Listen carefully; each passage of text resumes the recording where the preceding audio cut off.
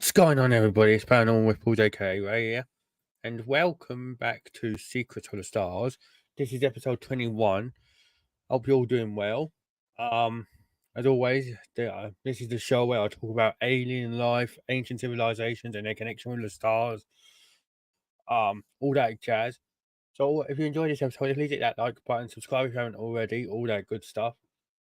And today, I'm going to be talking about Dyson spheres and that, and what they have found in the last couple of weeks, which is very interesting. So, before I get on to the topic of the Dyson spheres, how is everyone? Let me know how you've been or what you've been doing today. All that jazz. I know. Let's carry on, shall we? So, I've got CNN up.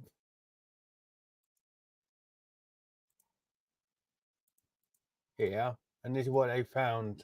Scientists, look. So published on the 13th of June. Dyson spheres were theorized as a way to detect alien life. Scientists say they found potential evidence.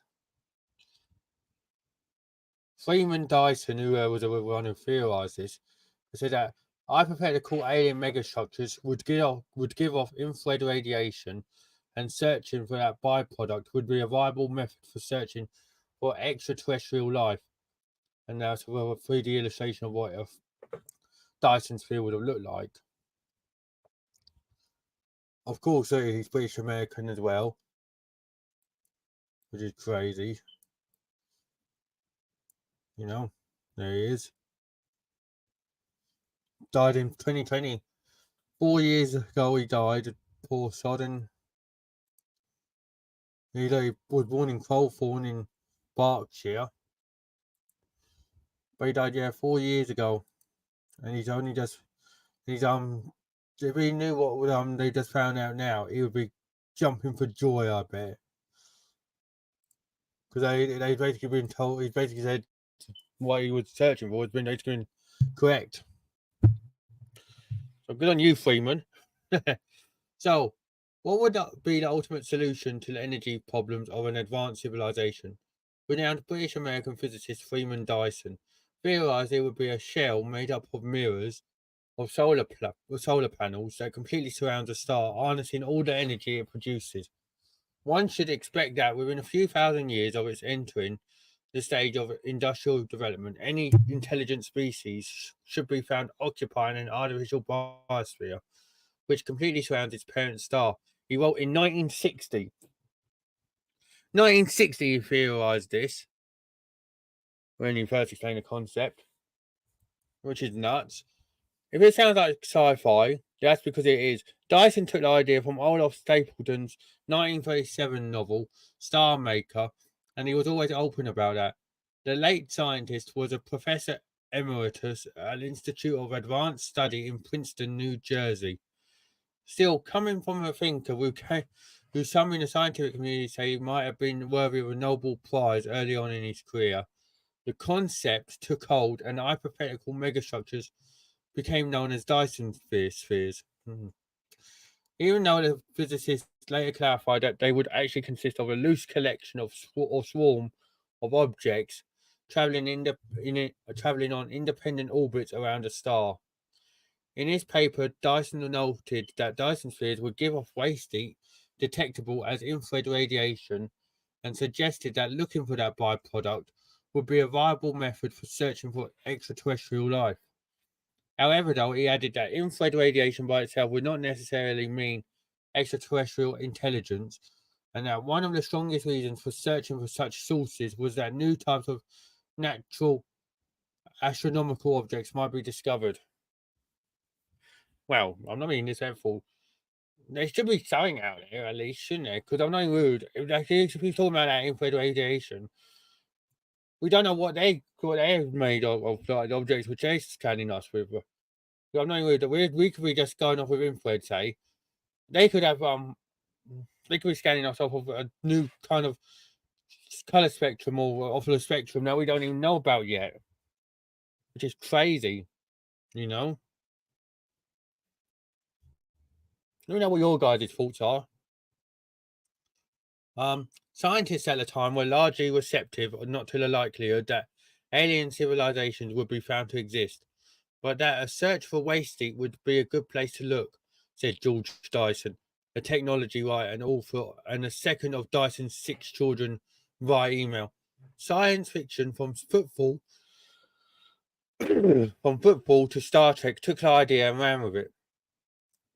While social critics adopted the Dyson sphere as a vehicle for questioning wisdom and unlimited technological growth, the elder Dyson himself argued it would be much more rewarding to search directly for intelligence, but technology is the only thing we have any chance of seeing. There's Freeman in 1963. And then in the 60s, there was no way to actually search for Dyson spheres. But in more recent times, many researchers have looked for them, including those at the CT Institute, a non-profit organization with a mission to search for extraterrestrial life, and Fermi National Accelerator Laboratory, also known as Fermi Lab.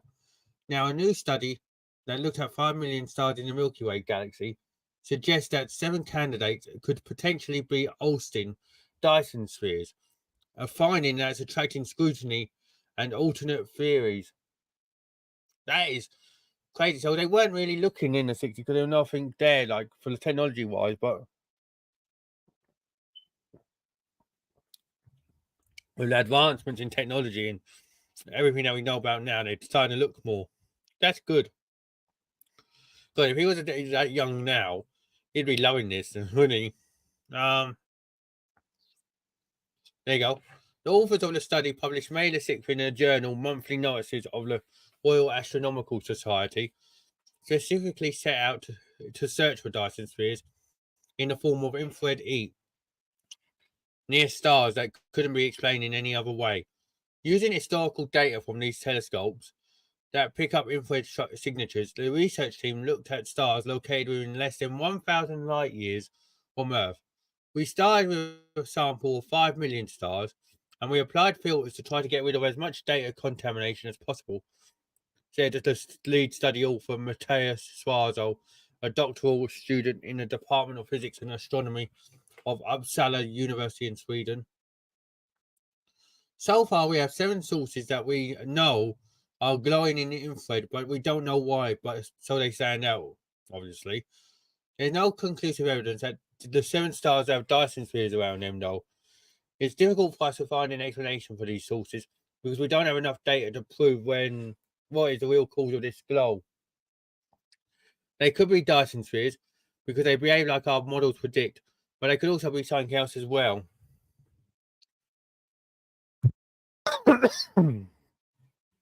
Sorry, everyone. Among the natural causes that could explain the infrared glow are an unlucky alignment in observation, with a galaxy in the background overlapping with a star, planetary collisions creating debris, or the fact that the stars may be young and therefore still surrounded by disks of hot debris from which planets would later form. That's nuts, you know? Let me know what your thoughts are, everyone. As always, hit that like button and subscribe if you haven't already.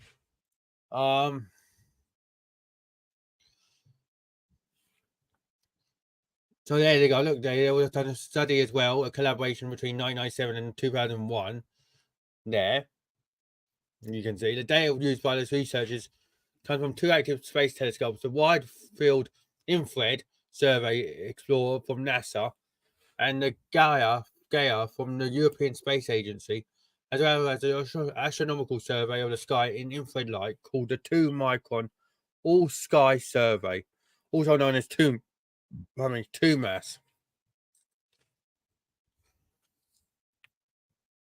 It really is, Caleb. And as you saw, I don't know how long you've been watching. Freeman, this guy, he took the idea from a book at the time, but he theorized this in his paper back in 1960. He's dead now, bless him, but that's crazy.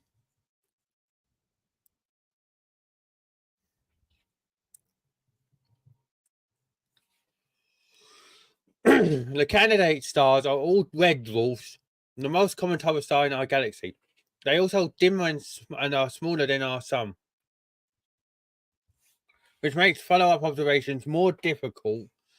It's unclear at this point whether the stars have planets around them, as they haven't been observed yet by any of the telescopes that could potentially spot orbiting planets.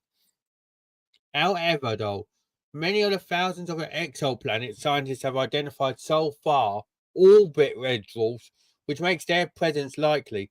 Planets orbiting red dwarfs have a higher chance of being inhabitable, according to NASA.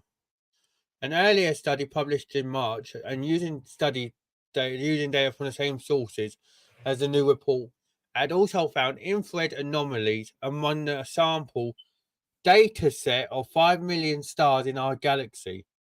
We got 53 candidates for anomalies that cannot be well explained, but I can't say that all of them are Dyson sphere candidates, because that's not what we are specifically looking for. Oh, you don't want to admit what you're looking for. Where we heard that before. You need to eliminate all other hypotheses and explanations before saying that they could be a Dyson sphere.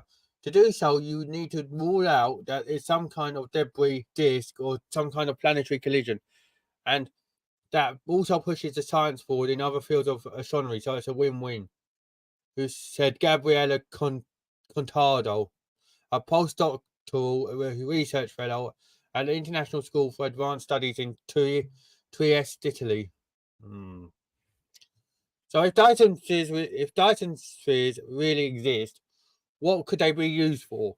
If you picture ourselves having as much energy as the sun is providing every second, we could do unheard of things. We could do interstellar travel. We could even move the entire solar system to our preferred location if we wanted. But don't hold your breath, because the technology and the raw materials required to build the hypothetical structures are beyond humanity's grasp. They are so big that everything we have on Earth would not be enough to build them. Freeman Dyson said that we should dismantle Jupiter, the old planet, for the raw materials. That super colossal scale probably means that Dyson spheres, if they exist at all, are very rare. Dang. So he theorized that we should be dismantling a planet just to build these fucking things. That's nuts.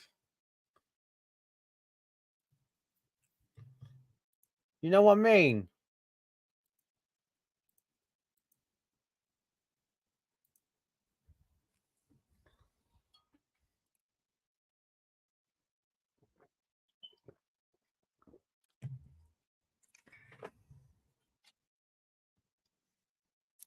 Like I said, let me know what your thoughts are, everyone. If you're watching catch up as well, remember to like and subscribe and comment. Yeah, that's if we can find one. It would make sense, for them to be out there somewhere. Dyson died in 2020 before any of these spheres. But it depends. The Freeman guy said that we need to break down Jupiter to actually build them. because we don't have the materials here on Earth. So what's he saying? What kind of material would we need to build it? Have we got a metal already found on this planet, or is it something that only exists on another planet? Something that we ain't even discovered yet, you know?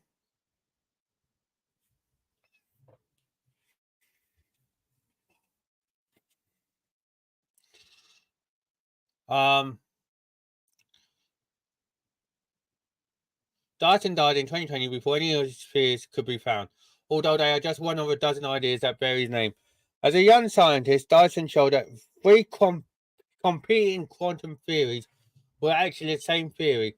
He summarily ended the competition, said William Press of the University of Texas in Austin. He was not involved in the study. Later, he applied his genius to the areas of astronomy, cosmology, the extraterrestrial realm, and also the very real problem of nuclear proliferation here on planet Earth. At the time of his death, he was recognized as a provocative and creative thinker. His son George also attested to his father's fascination and comprehensive reach across disciplines, and saying that taking advantage of a short attention span and an aversion to bureaucracy, he contributed to 5 fields of mathematics, and 11 fields of physics, as well as the theoretical biology, engineering, operations research, literature, and public affairs. All right, Daniel. Caleb, this is Daniel. This is one of the ones we've known each other a while. And Daniel, that's Caleb. Shadow's Caleb. Many of these ideas were controversial, with one of his guiding principles being that it is better to be wrong than to be vague. Bloody hell. So he would have all them disciples. That is nuts.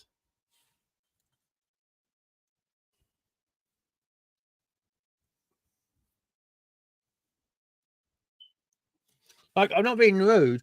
To have that, I'm not being rude. I'm not it's cliche, but to have that knowledge.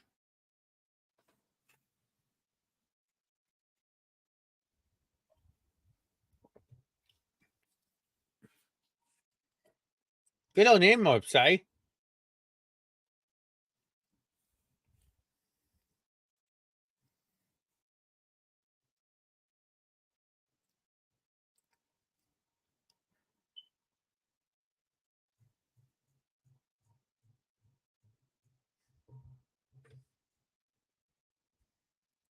And then when was that done? Hang on. Oh, Gleesy, yeah, I read about that. But yeah,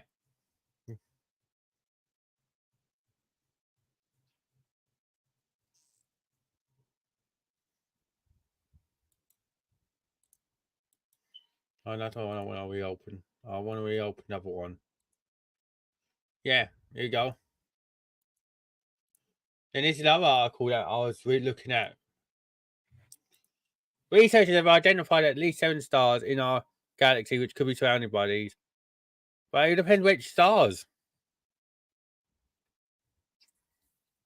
What stars do you think, everyone? Could I have these Dyson spheres around?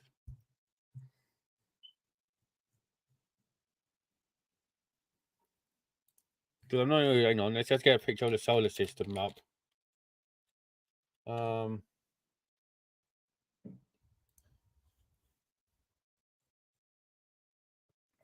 Right, let's get the 3D one up on NASA. So, thank you. Yeah, I know how it works. I've done it loads. Right, so we're there.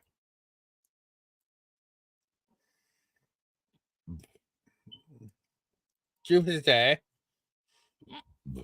Saturn's there. And Uranus and Neptune's over there. Right.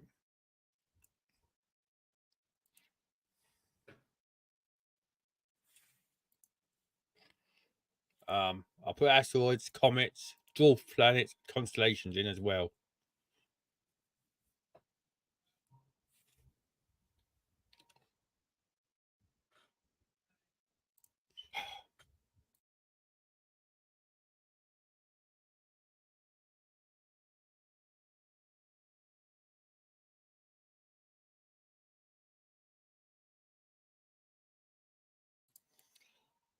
Could be. I mean, it depends, though, Daniel.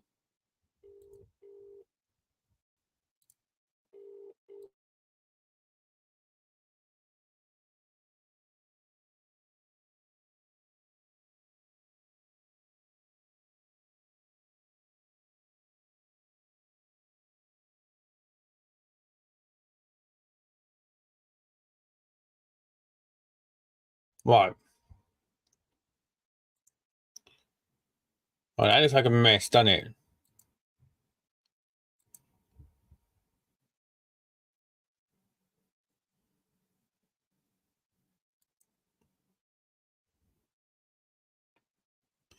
I didn't want to do that.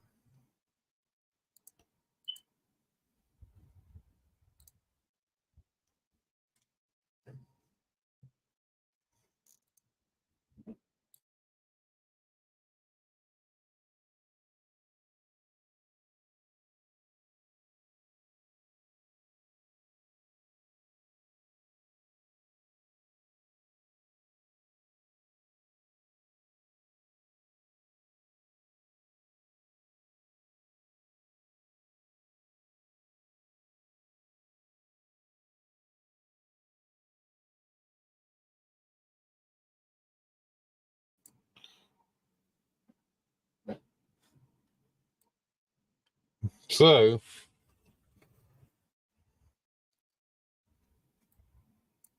But I'm just working out, everyone.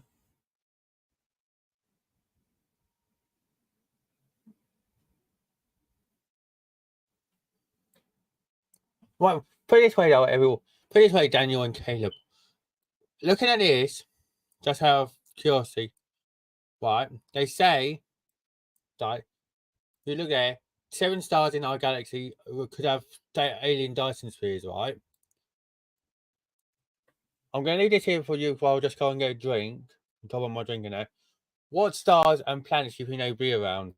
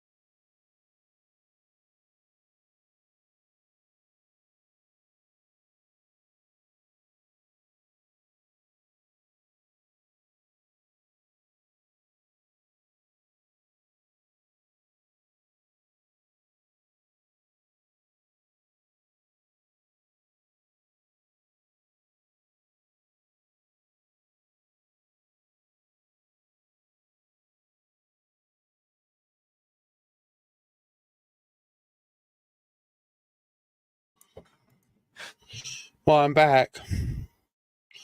So yeah, what planets and star system do you think they'll be under? They said there, look, the megastructures could surround at least 7 stars.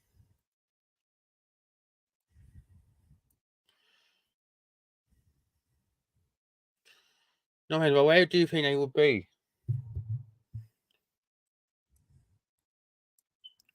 I'm thinking Neptune and Uranus area. You know, around here. Could be wrong though.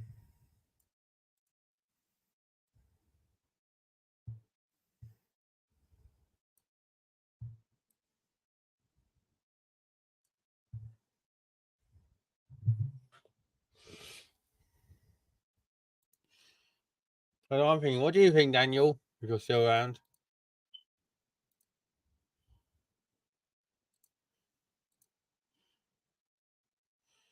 Yeah, that's what I'm wondering.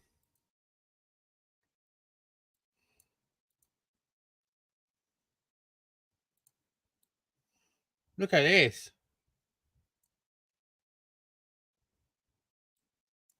I mean, look at our planet.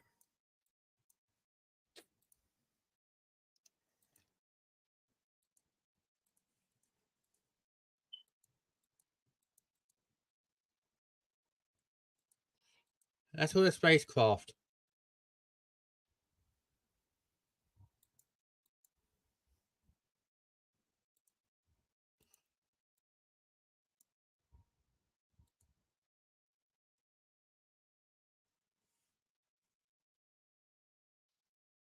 No, all the spacecraft stuff. Yeah, I'm thinking it's about down there, that system. Maybe even potentially Saturn. Maybe.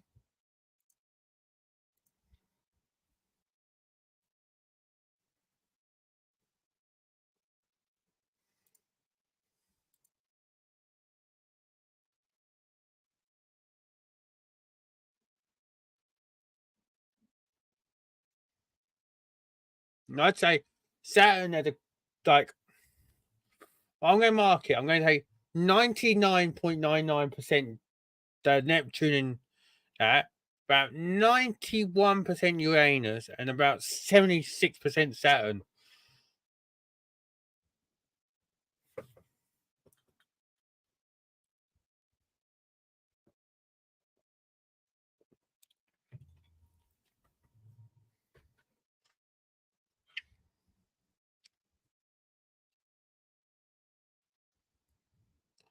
And there's poor old Pluto, look.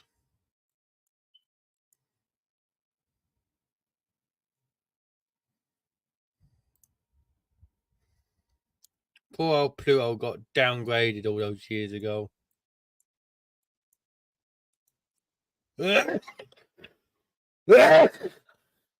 Oh, bloody hell.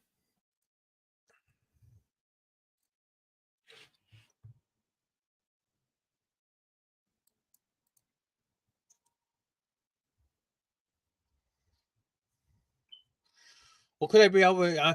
Or could they be isolating a dwarf planet though, like Aries? Aries, no.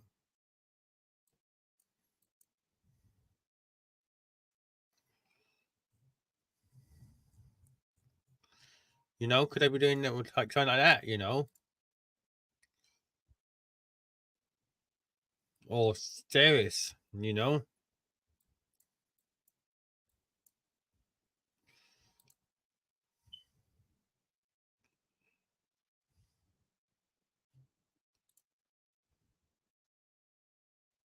what's Lucy? Ah, spaceship. But yeah, could they be doing a dwarf planet? You know, there's all that out there.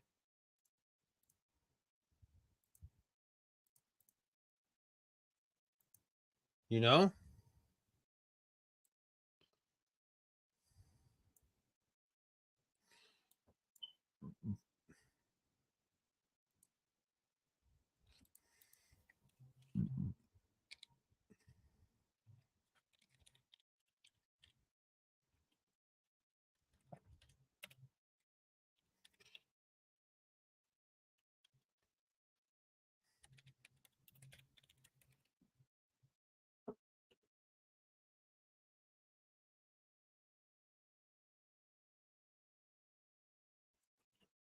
Look, see? Some people put Dyson spheres are they angels? This is on TikTok, look. I'll play one now, but right.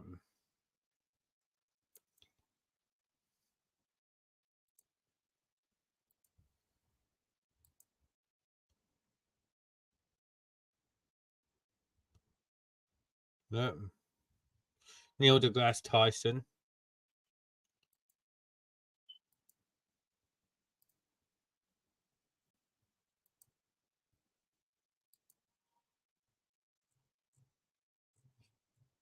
Look. Scientists discover angels that Ezekiel saw in the Bible. No?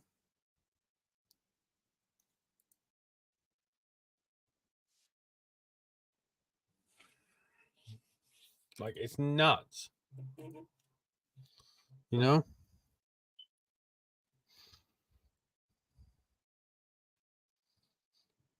Like, I don't know. You know? But all I know is that if they are out there, these Dyson spheres, like I said, they're either Uranus or Neptune, like we said, Caleb, or they're going to be, or anyone else is watching, even on catch up. Or they go around the dwarf planet. You know, like Pluto, Ceres, Make, or Maki, or Mia, or an Aries. You know? There's Omia. These are not explored much. They're only just dwarf planets. Look, I'm not mean it's their fault. You know what we say about dwarf planets? We're not even looking at them much, are we?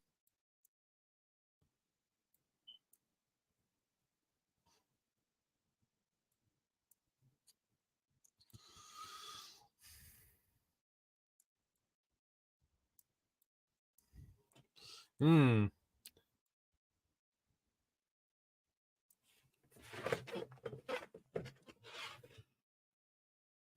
That's what I'm thinking. The uncharted depths. Right. So say I'm going to hang on. Let's just take that out. Right. Take out the constellations a minute. So where's this Maki one? Out of curiosity.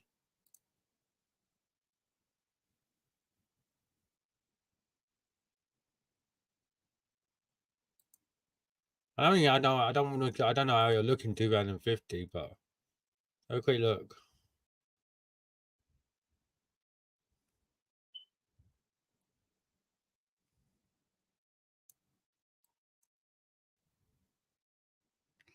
Right, so say we do 2050. You want to come in and talk about it, do you, Daniel?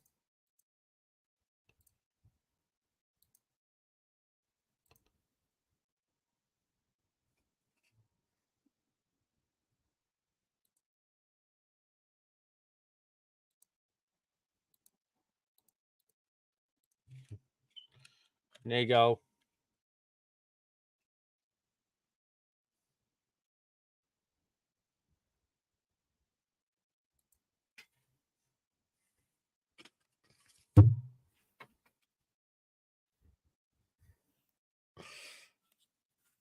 You're welcome. Just remember, I'm not. Just remember, I have like But yeah, let's talking about this. So when you come in, I want your point of view on this first before we talk about anything else.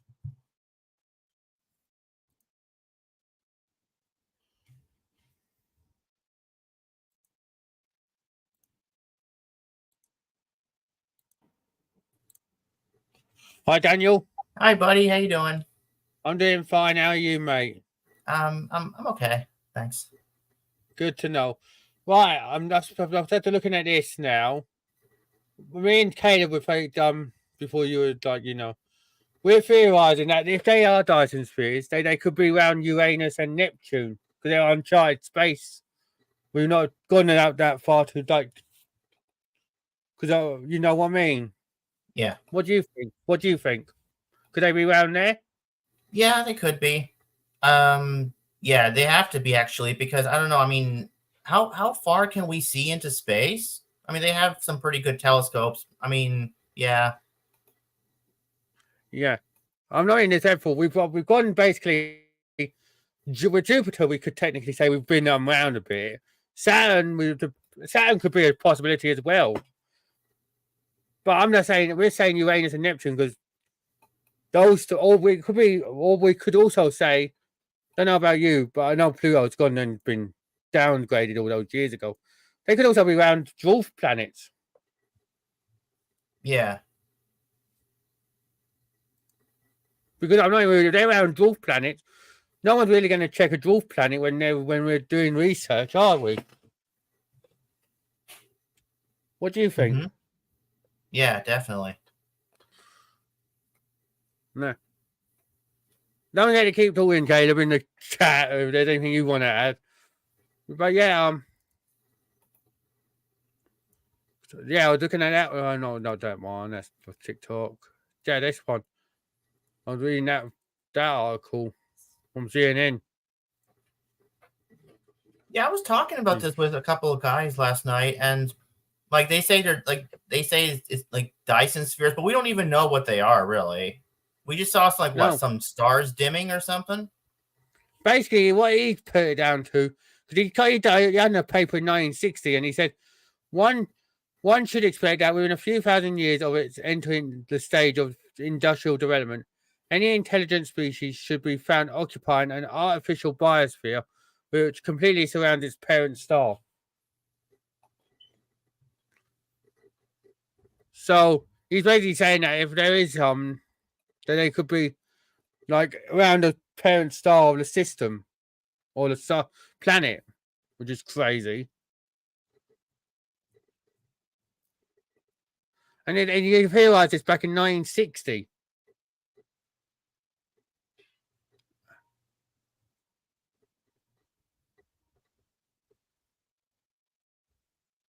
Which is crazy in itself.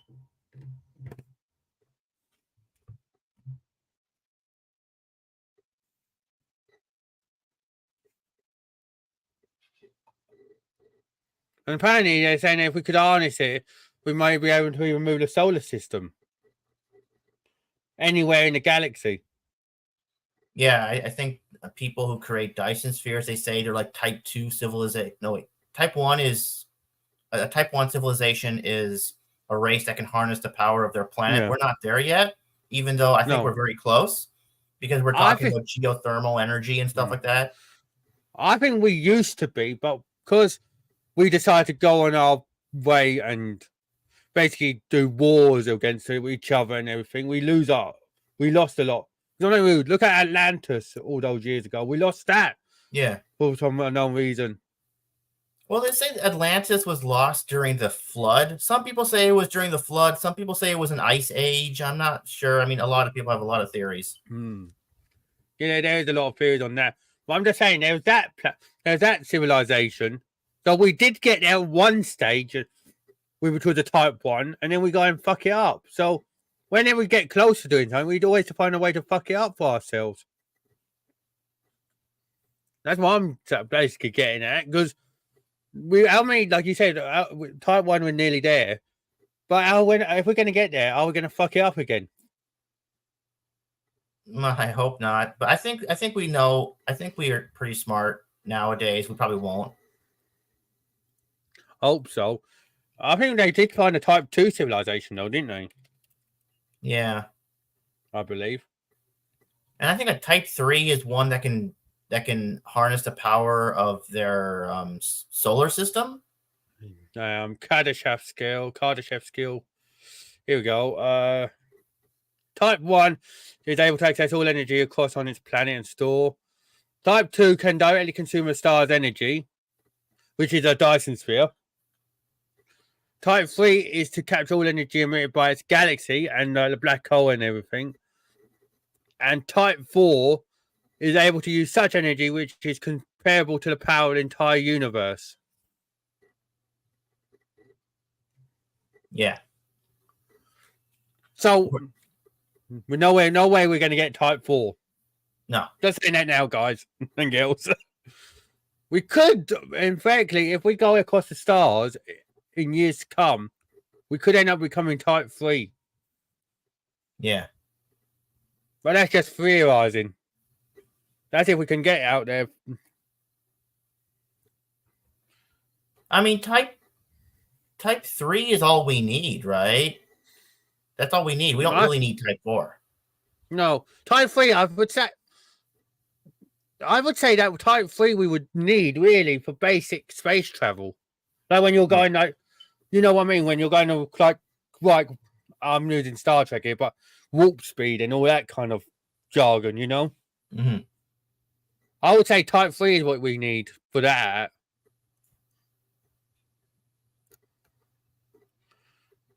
It's crazy, though. All this stuff is from years ago was theorized, and now everyone used to laugh at these people, and now they're coming into effect now, isn't it?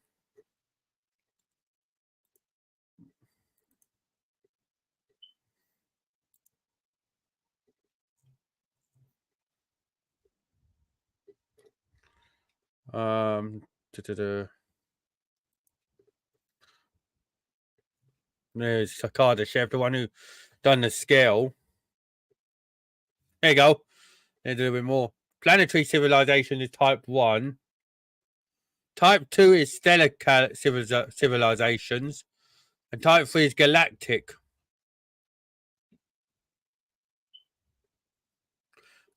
What do you think about this, Shadow? Well, Caleb. Do you think what type do you think we need to do space travel? Do you think we need to be a Type 2 civilization or a Type 3? Now, what's the Federation? Is it Type 2 or Type 3? I think it's Type 2. Yeah, I think Federation is Type 2. Yeah, because look, I'm reading this here. It says Type 1 is, like I said, planetary. Type 2 is stellar. And Type 3 is galactic, which is in a galaxy. I think the Metrons were Type 3. And I think the what's the name were also as well, weren't they? Oh, bloody hell. What the race that Spock was? The Vulcans. Are the Vulcans? Yeah. Well, I think they were Type 2. I don't think they were Type 3. Because if they were Type 3, then the Federation would be Type 3 because they are with the Federation, right? Wouldn't they share that knowledge? I think so. Possible. Yeah, unless you get a dodgy one. No, we always try. Yeah, well, yeah, that's a good point, actually. But would we really need a 4, though, Caleb? 3 could be enough, couldn't it? Caleb said that we only need 2 to travel. We could work with 2, I suppose. I think so, because like if you can harness the power of a star gives infinite energy, right? All the energy you would ever need. Yeah, we don't need it. We don't need what, Caleb? The startless power of star, or because look, I'm not even. This was back in 2016. We found with Type 2, 95 light years away.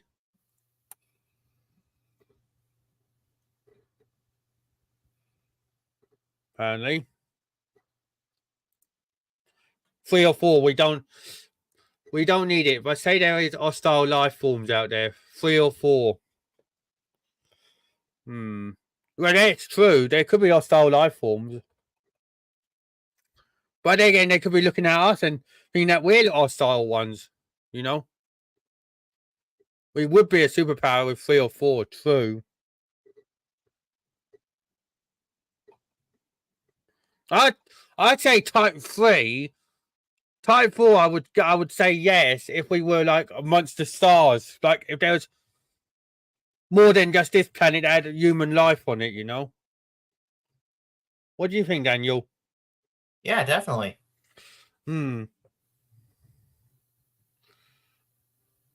Type 4, I would understand why we would need that. We are Type 0.7 at the minute. Oh, what's the 0.7? Oh yeah. Well, I guess we do have some energy consumption, but We got we're 0.3 that almost we we're inching towards planetary. Yes, I've just seen that. We're nearly there. We've got so there's obviously some kind of energies that we still ain't, like you said, geothermal. That's probably one that we ain't harnessed yet, and there's probably a couple more. But I can't think of any others that could be.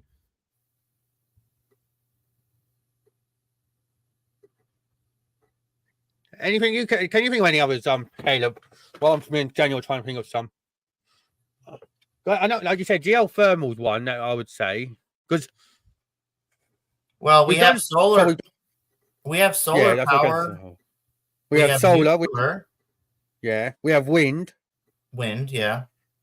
Um, And they say we're going to have to get rid of nuclear someday. yes, we might have to because I'm not even really look. But again, no, you know what we have. What types of energy? We have kinetic. We have heat. We have light, chemical.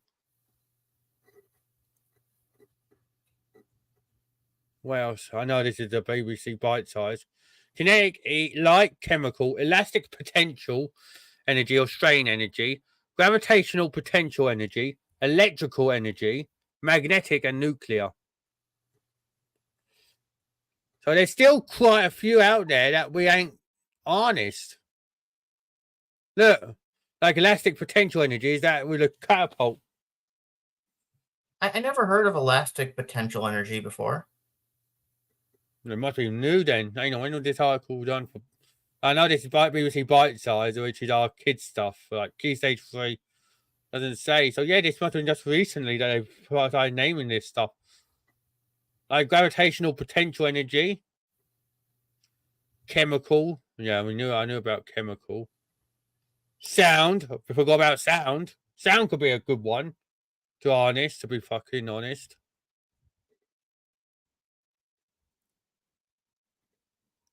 That's a good one. What? Electrical energy. Yeah, we could harness it from the lightning bolt. No offense, if we could harness the power of a one lightning bolt, that could actually do an entire city, I think. Oh yeah, they were talking about that. They can power an entire city with lightning bolts if they can harness that. It would be pretty, amazing. Here we go. The 10 major types of energy. There are 10 types of energy: chemical, mechanical, nuclear, gravitational, light, radiant, sound, motion, thermal, and electrical.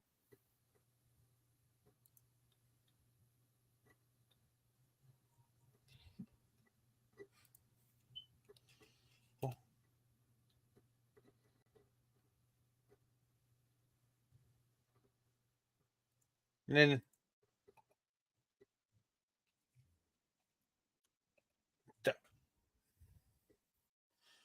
I know we use I know there's fossil fuels, weren't there?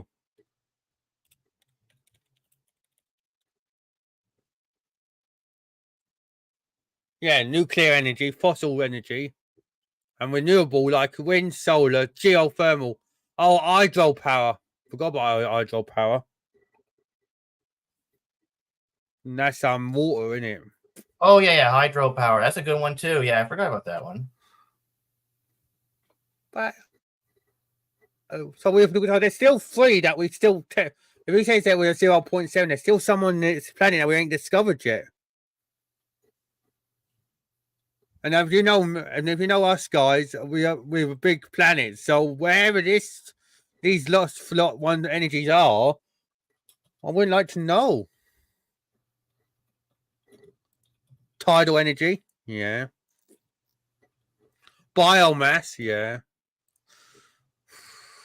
Hang on, let's look at.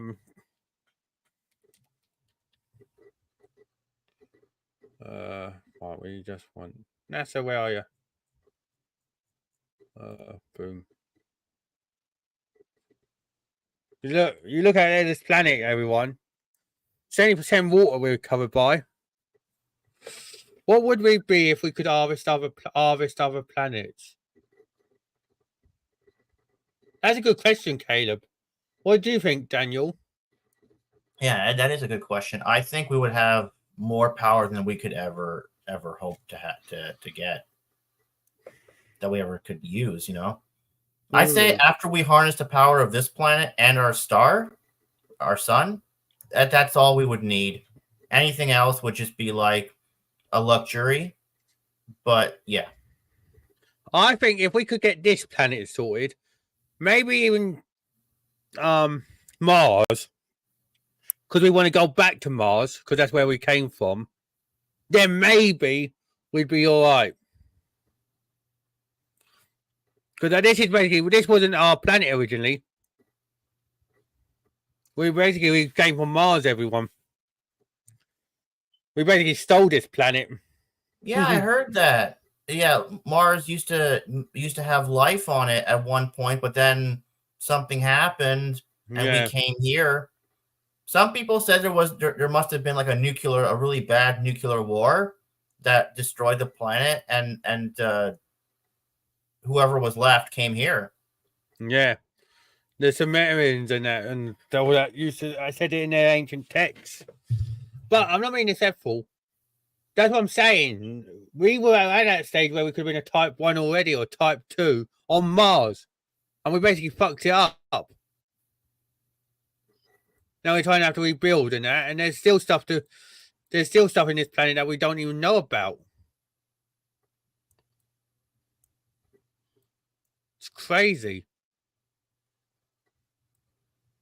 But yeah, as I was saying, I think we all need, Caleb, is that I think we need to harness this planet to maximize. Speaking of that, have you ever heard of the Tomorrows? Yeah, I've heard of them vaguely. Don't know about you, Daniel. No, I haven't heard of him. Basically, hang on, I'll get up on here. I'll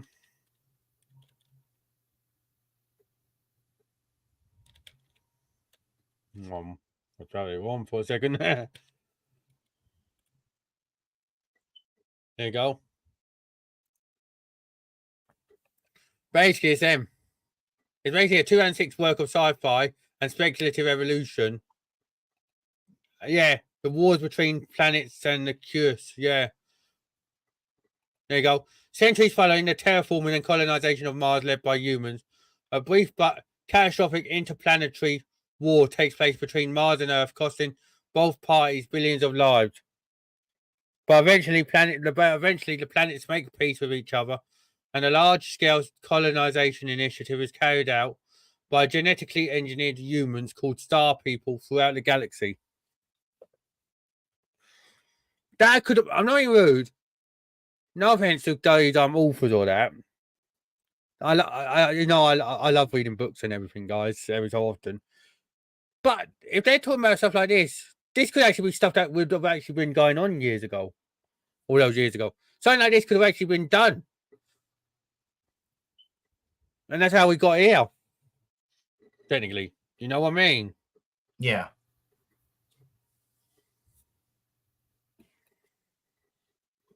Are you talking about Steampunk? Talked to me about something called panspermia. It's like how we came here from Mars or something. There you go, panspermia. Here you go. The theory argues that life did not originate on Earth, but instead somewhere else and seeded life as we know it. There you go.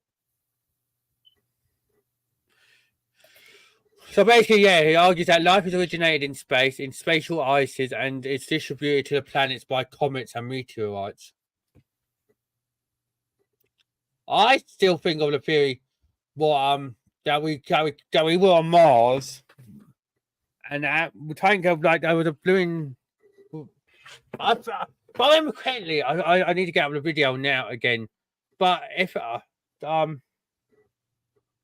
was something like, I don't know whether you heard this, Caleb, but it was something like there's another planet where Mars was. Mars was where we were. That planet got destroyed. Yeah. that planet got destroyed, and that because of it going in a war time with Mars, and then we decided to come up here and decided to take over this planet. Something like that, you know. Hang on, I'll see if I can get a TikTok up.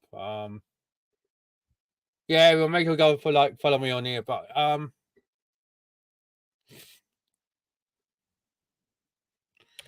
Billy Carlson, who I follow, Billy Carson, who I follow quite a lot in this kind of thingy, right?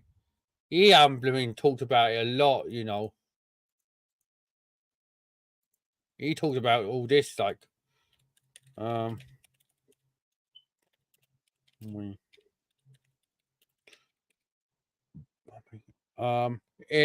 we go. I've just got to figure out which one it is.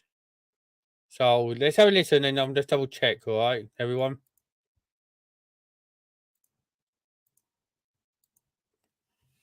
Right, so I can get the play going on it.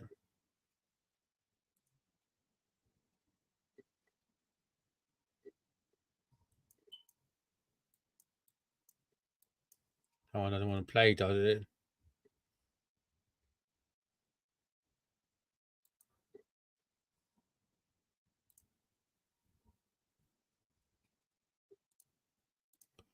Here, right, here we go.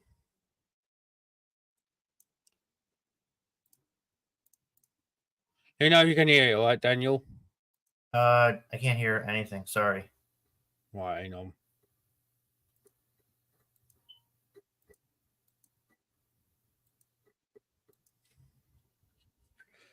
Let's see if I can get it going. Hang on.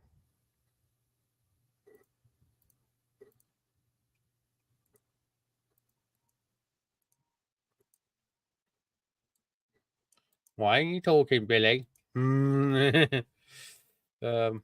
Hang on.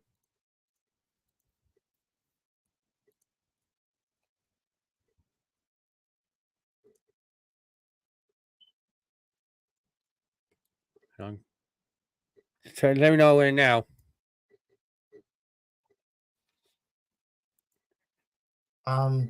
Still can't hear anything. Sorry about that. It's all right. Well, what I'll do is I'll put in a private message, and then you can listen to this if you want. Not sure. And then. But what's he talking about? Talking about Mars isn't exactly what we've been told. Oh, wait a second. I think I came across this video one time, I think. Yeah. Yeah. Do you want to listen to this, Caleb? If you're, I'll put it in the chat for you.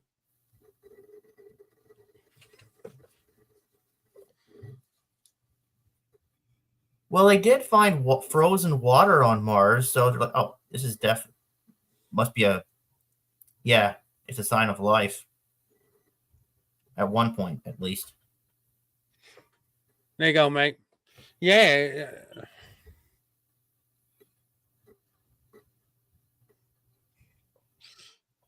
Yeah, cold dry lock, yeah.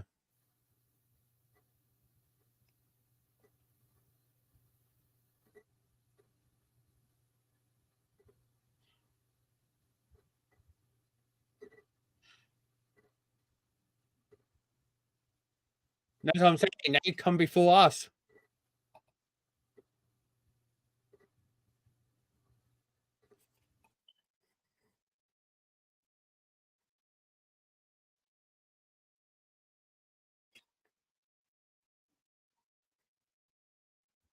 There's option there, yeah.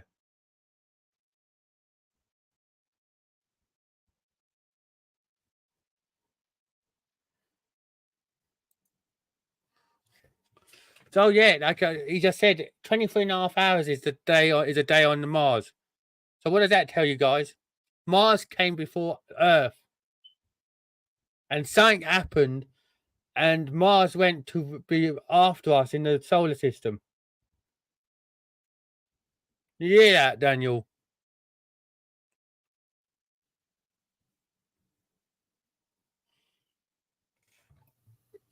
Yeah, I heard that. So that means that so if that's the case, like I said, we're actually not supposed to be where we are in the solar system. It's supposed to be Mars. Let's go. So if I remember correctly, it was like Mercury, Venus, Mars, this other planet, then us, I believe, or that Earth, and then the other planet. And something happened. It is, isn't it, Caleb? What do you think about that? Do you think that I've got it wrong, or do you think I've got it right there, Daniel? That we're actually where we are, or we're not where we are? But how would we survive on Earth, Mars? Wouldn't it be kind of cold? I mean, it's it's further away from the sun. At the minute, yeah. But if it, like I said, that's because it's not where it is. If it was where it was supposed to be originally, which is here, where we are now, we'd be surviving on Mars.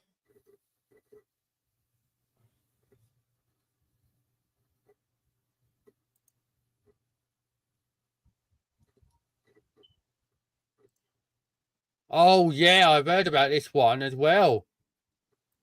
DeLorean on Mars? Yeah, I'll put this one in the main chat for you, Caleb, as well, and you can bring it up if you want, Daniel. Listen to this one. This one is even more interesting.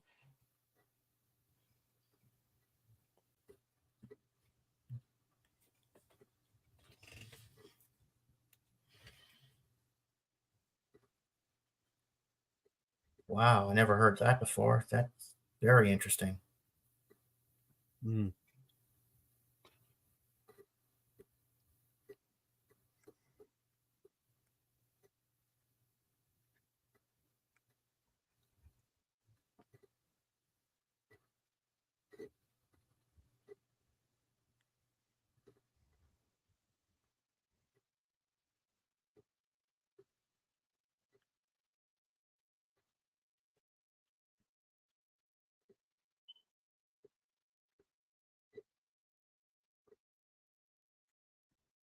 There are ancient texts talking about people living on Mars? Yeah, we ain't heard that. I've done it. I suppose when I say to you, I tell everyone to make sure to go back and watch all my shows. I talk about it. The Sumerians. They talk about it. He talked about it in detail on this actual podcast. He goes into detail about it. Look, here you go. And there's that one as well.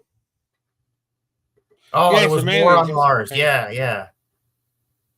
I mean, there had to have been. I mean, there was no atmosphere there, and something must have burned off the atmosphere. Yeah.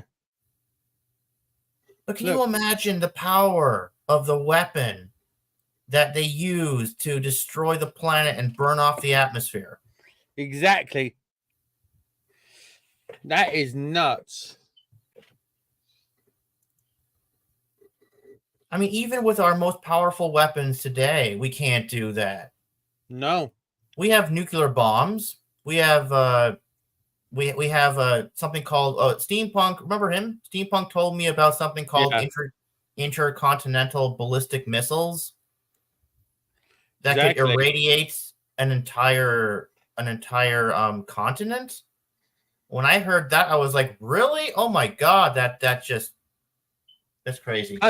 I'm not even. Well, you just got to look back at World War II and not. And then I know it's America and that, but what they done with Japan with the nuclear warheads, with Hiroshima and Nagasaki. If they could do that back then, what have they done now? Yeah, that's what I was thinking, Caleb. It was a civilization that described like. I'll put this one in the chat for you all to watch it, like, as well. It's amazing to think about what could they do now? What have they developed now in 2024 or 2025? But yeah, it's just creepy, It is strange though.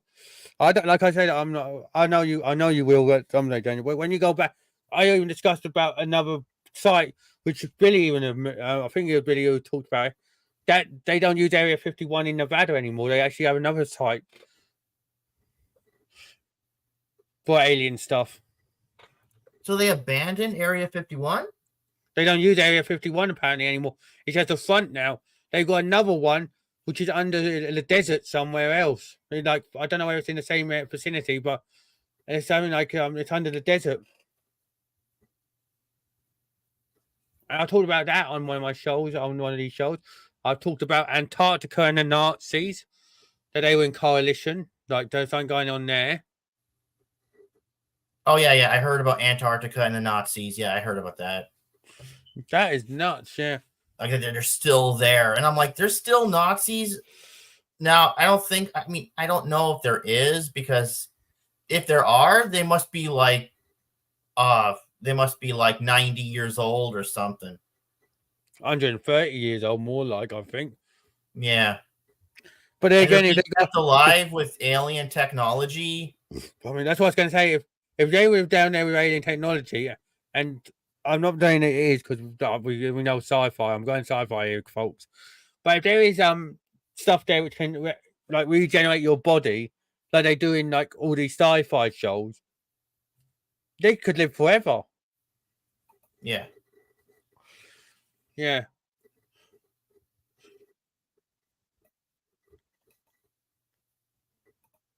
I've heard this. Could you post a link of that ancient Sumerian text talking about life on other planets? Because I would like to give that to my brother. Yeah, I think I've got it on one of my shows. Our ranking ones would be 120 odds. Yeah, they would be. So it's something like that, Caleb. Yeah, they'd be like 120. Caleb saying Nazi officers. Yeah, our ranking one. See, I thought we were the only civilization to touch space. No, I'm not really, like I say, if you want to watch this, I'm watching the clip which I'll just post it in here, that for like one, and then watch this one. They say he's talking there. He's saying that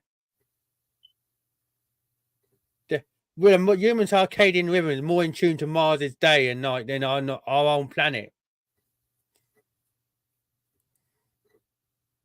Look.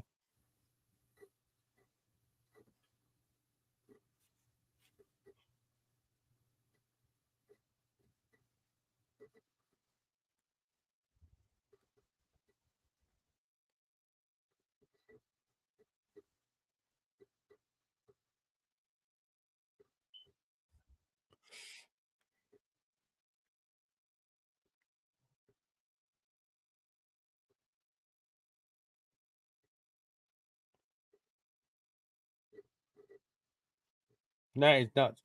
I'll go to have a quick look. Hang on. Wow.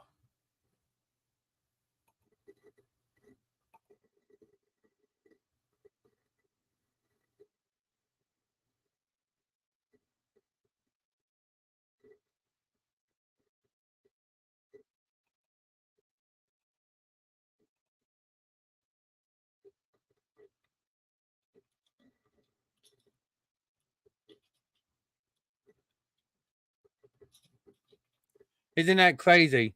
Oh yeah. You see it, you hear that one, Caleb, which I just put in the chat about the war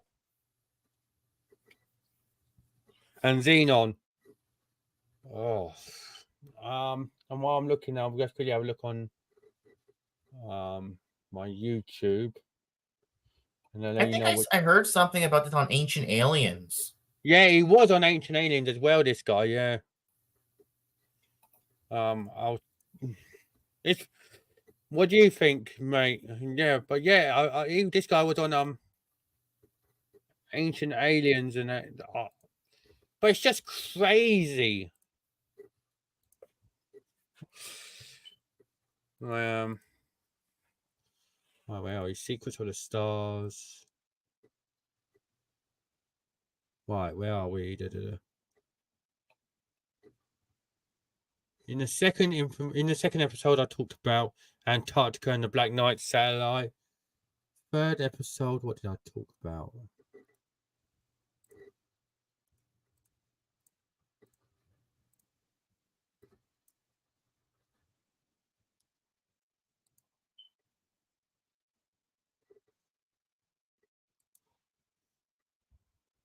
That was about the planet, the Earth planet. Fourth, I talked about the Dogon tribe in West Africa. See, episode 5, I talked about. This is also for anyone who's watching, like, or catching up. You go through episode 5. I talked about Buzz Aldrin. And what he saw in and that he claimed to have seen the devil in Antarctica in 2016, which caused him to have an heart attack. You hear about that, Daniel? Say again. On my 5th episode, I talked about Buzz Aldrin, and he claimed to have seen the devil in Antarctica in 2016, which caused him to have an heart attack. I haven't seen that yet. Yeah. Well, oh my god, he actually did, because I did hear something about something similar, like Neil Armstrong and Buzz Aldrin did see like something on the moon, like an alien looking at them. Yeah. Well, in episode 5, I talked about when he went to Antarctica as part of a blooming void, like a thing, like an expedition, and he had an heart attack out there because he only claimed to have seen the devil. Episode 6, I talked about Apollo 11. Funny enough, yeah, that's what I was just going to say, Caleb. How do we have the early cave paintings of Homo sapiens if we didn't originate on Earth? Well, that's true, but if you think about it, all these tribes, like I just said there, I've talked about on episode 4 with Dogon tribe, they talk about that they've been visited by aliens all throughout their like generations. So, you know, it's crazy. Episode 7, I talk about Stonehenge. Episode 8, I talk about the Maya people. X points, I talk about in episode 9. See, I've got lots of them going on. The Voynich manuscript, I talk about in episode 10, which is unbelievable. Damien's got to talk about the Pentagon thing in episode 11. Episode 12, I talk about the Drake equation. The Oumuamua, I talk about in episode 13. The Vatican Archives. I can't remember what episode it was, but I talked about it on one of my Secrets of the Stars. Well, I'd recommend going through all of them from episode 1 to and that, Daniel, and just have a quick brief, like, I will look at them, and then when you see it, because I can't remember which one it was. You know, I don't quite.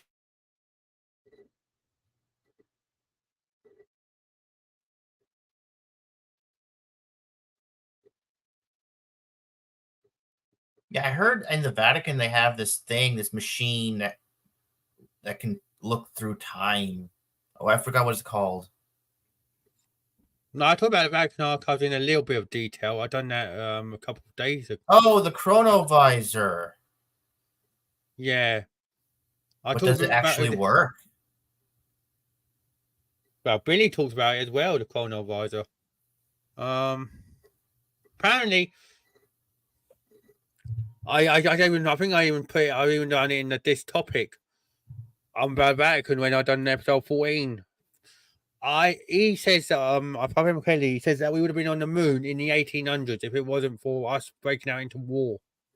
Yeah, that's exactly what Steampunk says. He says that, like, if the Christians didn't destroy the Library of Alexandria and lost all that knowledge, we would have been to the moon by the 1800s. Yeah.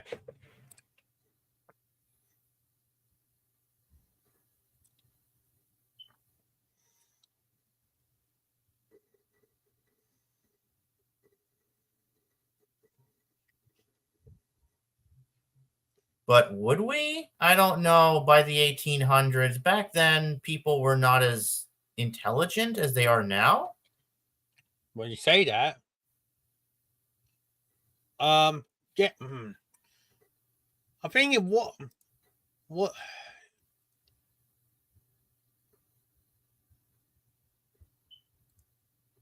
I think it could be actually, Caleb. Caleb said it might not be. It wasn't the Christians. He thinks it was the Greeks that destroyed Alexandria. I think it was the Greeks, weren't it? Can't bloody remember. Whoever it was, they destroyed a great library because there was so much information in there. But don't we have more information on the internet nowadays that we had back then in the Library of Alexandria? I mean, do you think? Yeah, but I do. But what would we have known now, which we wouldn't have known back then, which we would have known back then earlier? Would we have? Yeah. I'm not being disrespectful. That was a big library. There's some information that we still don't even know about now, and they might have had it back then. Yeah. Yeah, it was during BC. Yeah, I believe. Hang on.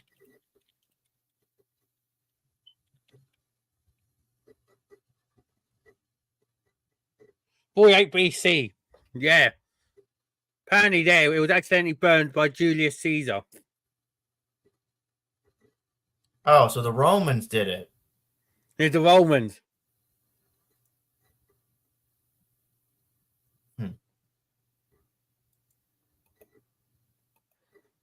Oh, and then Muslim Arabs done it in 642 CE. So they got destroyed twice. Oh, wow. I did not know that. Oh. Oh. I'm not even careful. What's today? There's some apparently writings in there about Plato. Plato and Atlantis. Um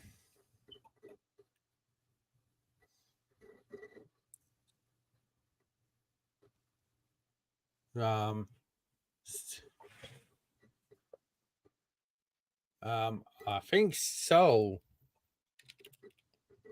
Hang on, Caleb, I'll tune let you know.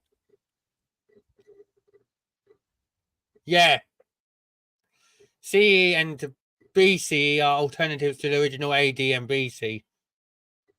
If you want to say before Christ and Anno Domini, it's Common Era and before the Common Era.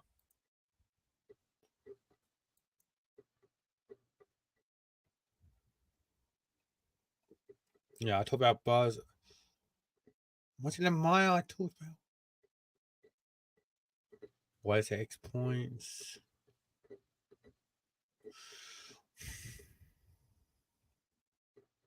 I know in one of them I talked about it. But yeah, it was like it's nuts. Like Sumerians, hang on.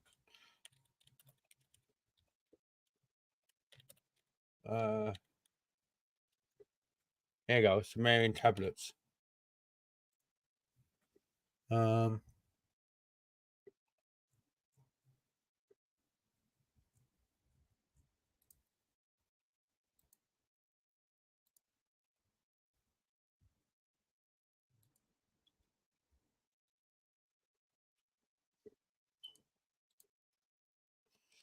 you go. This is a 1 minute 32 video. I'll put in a chat now for both you and Caleb. This is about Anunnaki, the Sumerian tablets.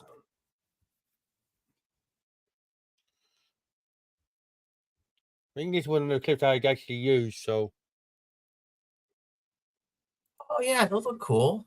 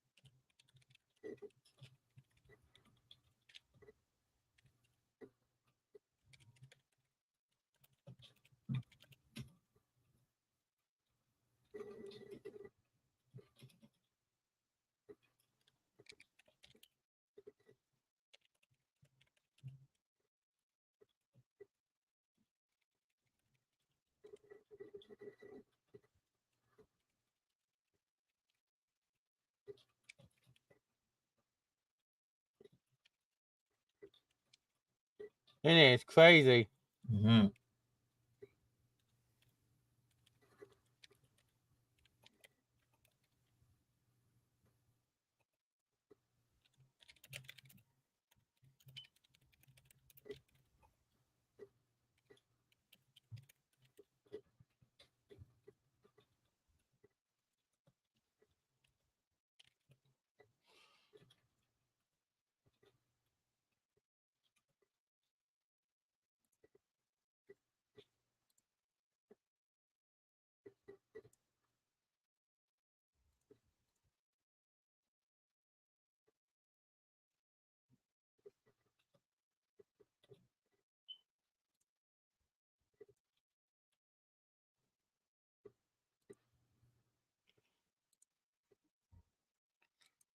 But yeah, it's like all that kind of stuff out there that, you know.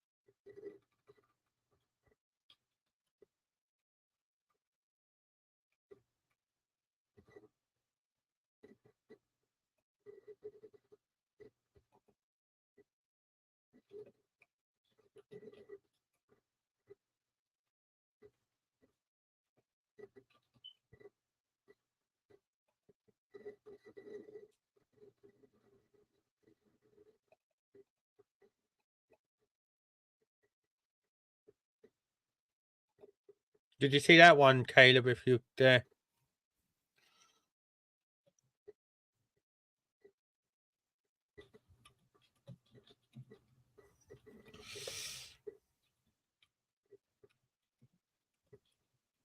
Yeah, that's what I'm saying.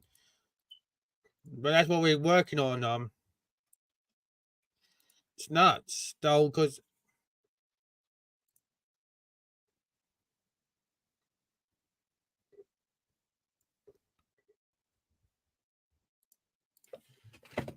the Sumerians, basically, I think that's why we cut. If you know, that's why I think we come from Mars. You know. Mm-hmm. But Mars was a pretty small planet, huh? It would be kind of hard to fit like over 1 billion people on that planet, or like as much as we have now. It would be, but back then, when we were on it, our theoretically, and I'm just saying theoretically here, guys, before you all go, we didn't have many people, did we? And plus, we don't know how it was like looking on Mars. We don't know how we had it all. Like if, say now we all know our cities, don't we? We know all our Los Angeleses and Londons and Parises. We don't know how we had our like infrastructure all set up, you know? Could it all just been like one giant like thing all around the planet, or would it have been like just few like key points, you know?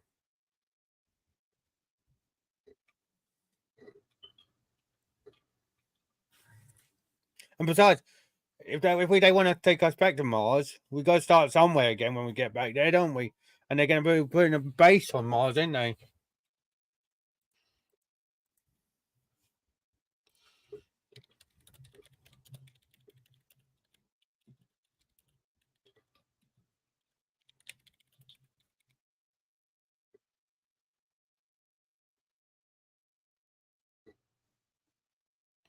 And scientists have come out and said that you need, theoretically, to colonize Mars, you need just 22 people to start establishing human presence on the planet.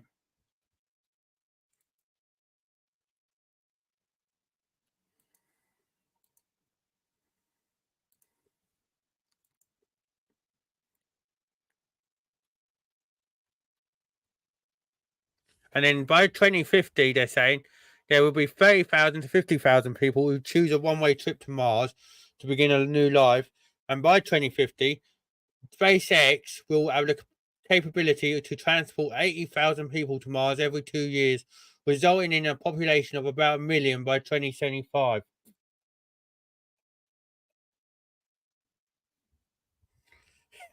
That's nuts.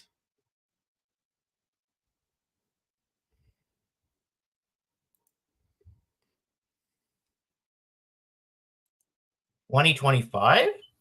2050. By 2050, they're saying 30 to 50,000 will want a one-way trip to Mars to start their new life. And also by 2050, SpaceX, that's Elon Musk's thing, it will have the capability to transport 80,000 people to Mars every 2 years, resulting in a population by 2075 of 1 million on Mars. Whoa. Already. That's what I'm saying. Yeah. I'll be in my oh my god, let's see. I'll be in my 80. No, wait, no, I think I'll be in my 90s. I'll be in my 90s. I'd be 9. I'm 30 now. 91.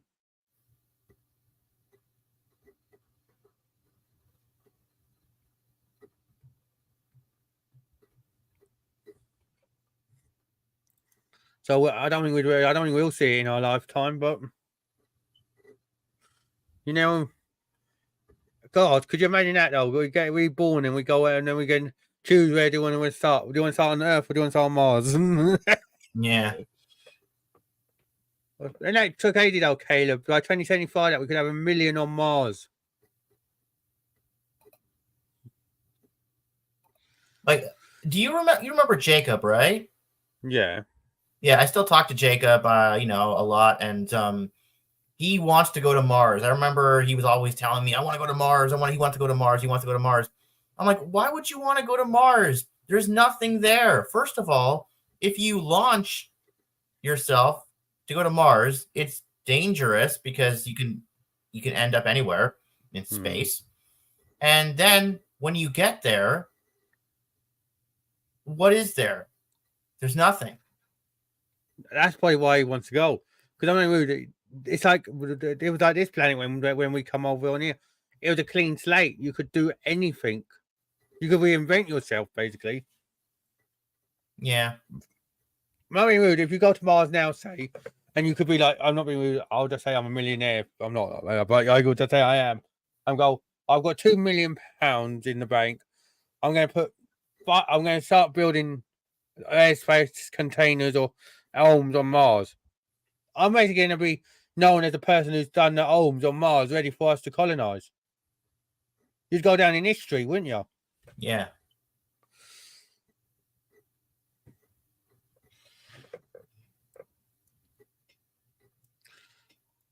I'm still waiting for the day I can get to Gallifrey. That'd be fun. That'd be fun.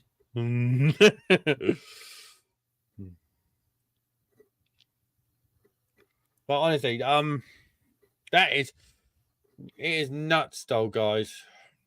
Like 1 million by 2025 on Mars when we were once on there, and we decided to come over here. I'd research that if I was you, or just look at my old video. God, I know for the life of me I've done and talked about it, but I can't remember which one. Anyways, I'm gonna end this video here because I'm gonna be talking about something else now on another show. I try to go on YouTube and I try to look for that guy talking about the war on Mars, but I can't find it. Maybe it's only on TikTok. Yeah, but I think if I talked about it, you know what I'm saying? I've done the video on it, I think I talked about it vaguely on one of the videos I've done. So I might have to go through them all from the beginning on my playlist, mate, and then go through like that. But yeah, I would. He talked about it, I think. Oh, you know what? I want to introduce you to one of my friends. His name is Pop Culture Curator. You can find him on YouTube, and we talk about a lot of things. He likes to talk about like the different alien races that are out there, and he talked about the interstellar conglomerate, and he talks about like how, you know, aliens and humans have been trading for a while, and how President Eisenhower created Majestic 12 to Yeah, I talked investigate. about the Majestic 12, yeah. Yeah. And he talked about the Greys and the Palladians. Like, I think the Palladians are like the blue alien race. And he said like one of them had a nuclear war and wiped themselves out. I think it was the Greys. And now they're here because they know they're dying and they want to imprint themselves on humanity. They want to share DNA and stuff, and you know, and okay, that sounds interesting. And Yeah. Well, I you see, mean, that's what the government's doing.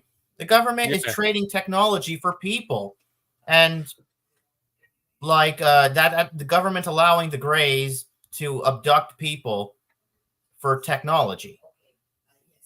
I know. Now, yeah, that's kind of shady there, you know, like, yeah, so a lot of people are disappearing and stuff, and yeah, so It's crazy though what is like out there and what stuff there is. But like I said, like I was going to say, feel free to message him and tell you if he wants to come on anytime on here with us, so you can. Wait, also, one of the things he was talking to me about was apparently there's a war in space between two alien races, and they're fighting over our solar system. And one of them wants to protect us, and the other one wants to either kill us or enslave us. Well, I know which way I would rather go to. I'm going to Mars, everyone. See you later. I'm going to Mars early. Fuck it. My next broadcast will be from the Red Planet. Oh, but yeah, feel free to message him, and if you want to come on here with us, you can. So I'm going to do another Secrets of the Stars again on what's the day? Wednesday, isn't it? Yeah, might do one Friday. So if you want to come on the one Friday with us, I've got an interesting topic I'm going to be talking about on that one. I mean, if I give you his channel, would you subscribe to him? Yeah, and he can subscribe to me if he wants. Tell him that yeah.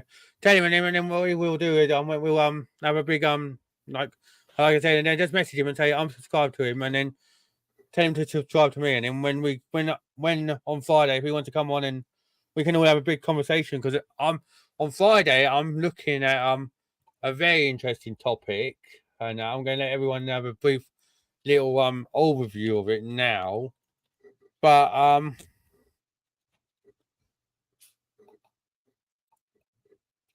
I'm going to be talking about there was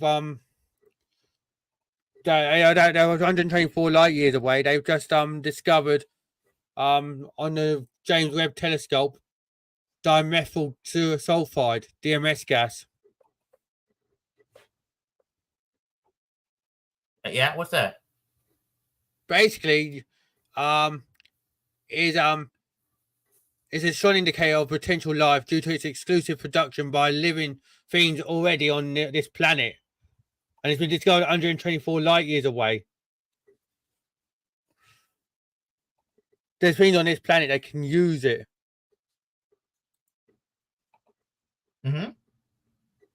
Yeah. So I'm going to be talking about that, and I'm also going to be talking what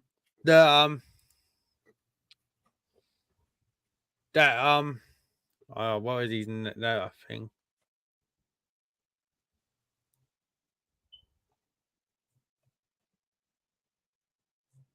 Zabilski's star, or whatever his name was Zabilski's star, or whatever his name. But yeah, I'm going to be talking quite a lot of things on Friday. It's going to be like another long one. So if you want to come on and give his insights, let him know. And me, you, and him can all have a big chat about it if you want.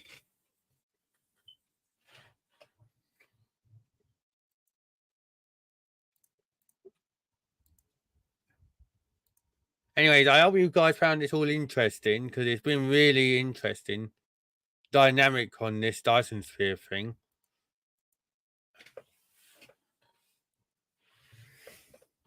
And I'm going to go, because like I said, I'm going to be going, I'm going to do another show in a minute. I'm going to be doing, I'm trying to do a little, well, that's good, Caleb. I'm glad you enjoyed it, mate. Yeah, but I'm going to be talking about another abandoned legacy that I have actually found intriguing. I'm going to be talking about more ghost ships. So that have been that apparently because apparently I've read that there's like 3 million shipwrecks already like in the ocean or something. They were doing something absurd like that. So I'll be talking more about that.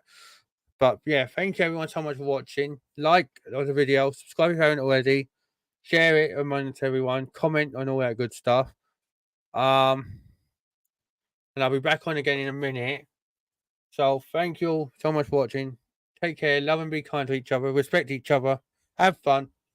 And remember, the truth is out there, as what someone used to say. Take care, everyone.